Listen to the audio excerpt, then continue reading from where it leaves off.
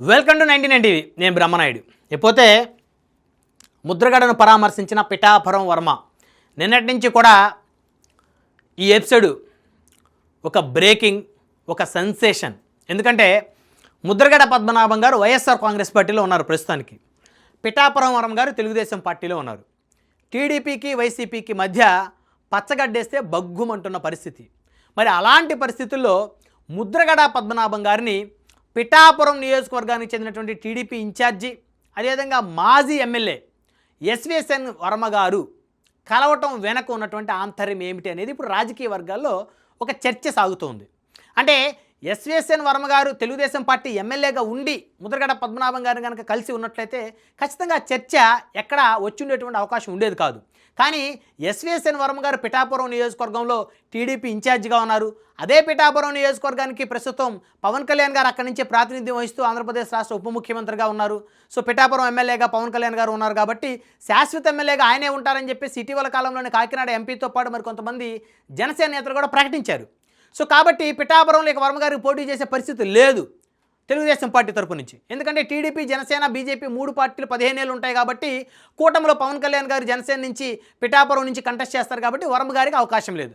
So బైఫర్కేషన్లో భాగంగా, డీలిమిటేషన్లో భాగంగా, నియోజకవర్గాల విస్తరణలో భాగంగా ఏదైనా కొత్త నియోజకవర్గాలు ఏర్పడితే వర్మ గారికి ఎమ్మెల్యేగా అవకాశం వచ్చేటువంటి పరిస్థితి ఉంటుంది.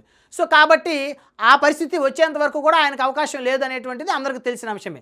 సో కాబట్టి పిఠాపురం వర్మ గారు అసంతృప్తితో ఉన్నారనేటువంటి ఒక ఎపిసోడు ప్రజల మధ్య చర్చకు వచ్చినటువంటి అంశం. సో కాబట్టి ఈ తరుణంలో పిఠాపురం వర్మ గారు ముద్రగడ పద్మనాభం గారిని కలవటంతో కొంతమంది అత్యుత్సాహపరులు వారికి నచ్చినట్టుగా పిఠాపురం వర్మ గారు వైసీపీలోకి పోతారంట, పిఠాపురం వర్మ గారు అసంతృప్తితో ఉన్నారు కాబట్టి ముద్రగడ గారిని కలిశారని చెప్పేసి రకరకాలుగా ఎవరికి నచ్చినట్టు వారు కథలు వండి వాచుతున్న పరిస్థితి. అయితే ఇప్పుడు అసలు వాస్తవాల్లోకి వెళ్దాం. పిఠాపురం వర్మ గారు కాకినాడ పార్లమెంట్ కింద ఉన్నటువంటి పిఠాపురం నియోజకవర్గానికి చెందినటువంటి మాజీ ఎమ్మెల్యే.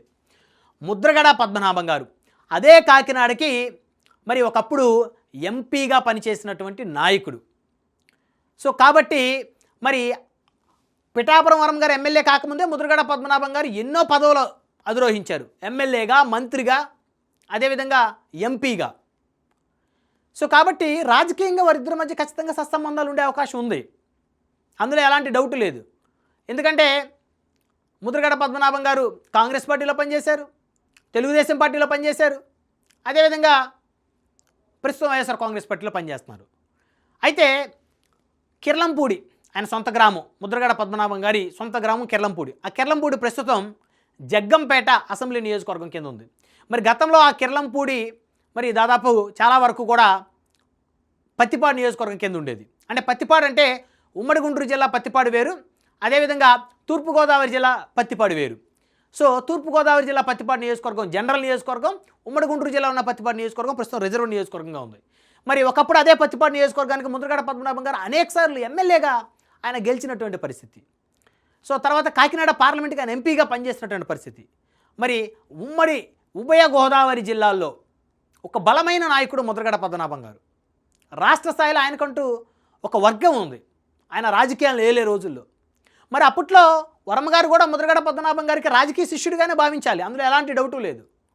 ఎందుకంటే దాదాపు 70 సంవత్సరాలు పైబడిన వయసు ముద్రగడ పద్మనాభం గారిది.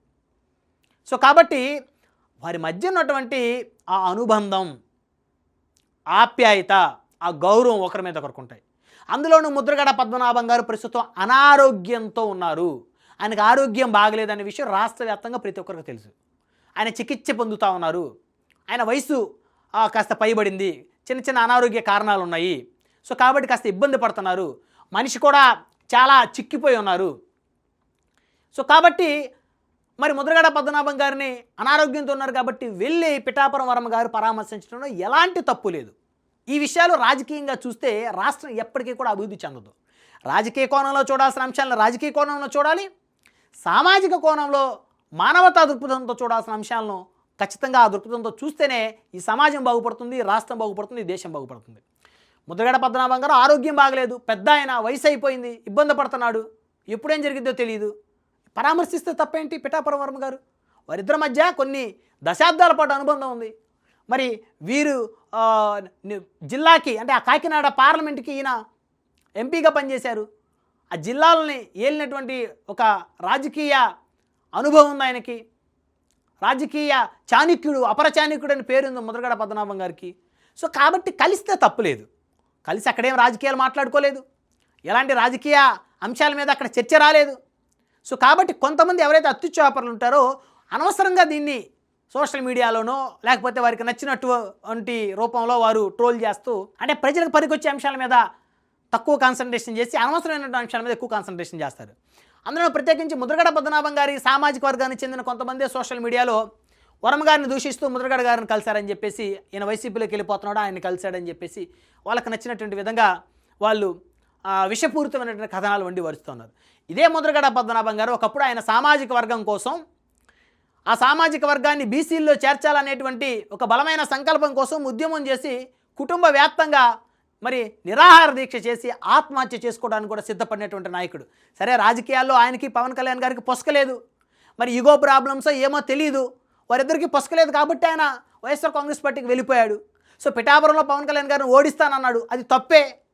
అది ఆ సామాజిక వర్గానికి చెందిన వ్యక్తిగా ఆయన అదే సామాజిక వర్గానికి చెందిన ఒక పార్టీ అధినేతను ఓడించడం అనేటువంటి ఆ పదం మాట్లాడటం ఖచ్చితంగా తప్పు. అంత మాత్రాన ఆయన చావాలని కోరుకోకూడదు ఆయన సామాజిక వర్గం. ఎందుకంటే ఆ సామాజిక వర్గం కోసం ఆయన రాజకీయ జీవితాన్ని త్యాగం చేశాడు. ఆయన రాజకీయ జీవితంలో ఎన్నో ఇబ్బందులు పడ్డాడు, వాళ్ళ కోసం నిరాహార దీక్షలు చేశాడు, భార్యా బిడ్డలను తిట్టించుకున్నాడు, కొడుకుని దారుణంగా పోలీసులతో కొట్టించుకున్నాడు. సో కాబట్టి అవన్నీ దృష్టిలో పెట్టుకోవాలి. మనిషికి ఆరోగ్యంగా బాగలేదు, ఖచ్చితంగా పవన్ కళ్యాణ్ గారు కూడా రేపో మొప్ప పరామర్శిస్తారు ముద్రగడ పద్మనాభం గారిని, అందులో డౌటే లేదు. ఎందుకంటే శత్రువునైనా సరే దగ్గరికి తీసుకునేటువంటి గొప్ప మానవతా హృదయం ఉన్నటువంటి నాయకుడు పవన్ కళ్యాణ్ గారు. ఇప్పటి వరకు ఆయన జీవితంలో ఒక వ్యక్తిని కొట్టాడని కానీ, తిట్టాడని కానీ, చంపాడని కానీ, చంపించాడని కానీ, ఒక వ్యక్తి దగ్గర నుంచి ఆస్తులు లేకపోతే డబ్బులు నగదు లాక్కున్నాడనే ఆరోపణలు లేనటువంటి ఏకైక రాజకీయ నాయకుడు భారతదేశంలో పవన్ కళ్యాణ్ గారు.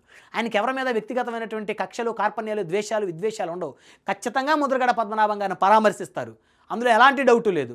అందులోనూ ముద్రగడ పద్మనాభం గారి కుమార్తె క్రాంతి గారు జనసేన పార్టీలో ఉన్నారు. జనసేన పార్టీలో నాయకురాలిగా ఆవిడ ముందుకు వెళ్తూ ఉన్నటువంటి పరిస్థితి, పెద్ద ఎత్తున జనసైనికులు ఆవిడ స్వాగతిస్తున్నటువంటి పరిస్థితి. సో కాబట్టి రాజకీయాలు రాజకీయంగా చూడాలి, మానవతా దృక్పథంతో చూసే అంశాలు మానవతా దృక్పథంతో ఖచ్చితంగా చూడాలి. పిఠాపురం వరమ గారు తన సన్నిహితులతోటి, తన అనుచరులతోటి వెళ్ళి ముద్రగడ పద్మనాభం గారి ఆరోగ్య విషయం మీద మరి పరామర్శించి ఆయన బాగుండాలని కోరుకోవటంలో ఎలాంటి తప్పు లేదు. సో కాబట్టి ప్రతి అంశాన్ని కూడా రాజకీయ కోణంలో చూస్తే ఈ రాష్ట్రం, ఈ దేశం ఎప్పటికీ కూడా ముందుకు వేసేటువంటి పరిస్థితి ఉండదు. ప్రత్యేకించి యువత సోషల్ మీడియాని దేనికి ఎక్కువగా వాడుకోవాలో, దేనికి తక్కువగా వాడుకోవాలో ఆలోచన కోల్పోతున్నటువంటి యువత, ఇలాంటి అంశాల మీద చర్చలు పెడుతున్నటువంటి యువత ఖచ్చితంగా మారాల్సినటువంటి అవసరం ఉంది. సో కాబట్టి పిఠాపురం వర్మ గారు ముద్రగడ పద్మనాభ గారిని పరామర్శించడం తప్పు లేదు. రేపు మాపై చంద్రబాబు నాయుడు గారు, లోకేష్ గారు కూడా ముద్రగడ పద్మనాభ గారు ఆరోగ్యాన్ని పరామర్శించే అవకాశం ఉంటుంది, వారికి పరామర్శిస్తారు, తప్పేంటి? ఒక మాజీ మంత్రి, మాజీ ఎంపీ, తెలుగుదేశంలోనే మంత్రిగా పనిచేశారు. సో కాబట్టి అలాంటి ఒక నాయకుడికి ఆయన అనారోగ్యంతో బాధపడుతూ, ఆయన ఇబ్బంది పడుతూ ఉంటే, మరి ఆయన వయసు కూడా దాదాపు 77 వయసు దాటి ఉన్నటువంటి పరిస్థితుల్లో ఆయనకు ఆరోగ్యం బాగలేకపోతే మనిషిగా పలకరించడాన్ని ఎవరు కూడా తప్పు పట్టకూడదు.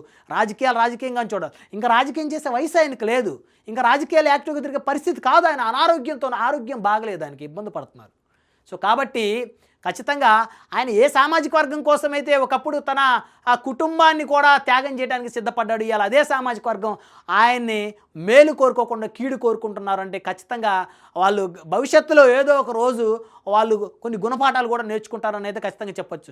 సో కాబట్టి రాజకీయాన్ని రాజకీయ కోణంగా చూడండి, మానవతా దృక్పథంతో ఉన్నటువంటి కొన్ని అంశాలను ఖచ్చితంగా మానవతా దృక్పథంతో చూడండి.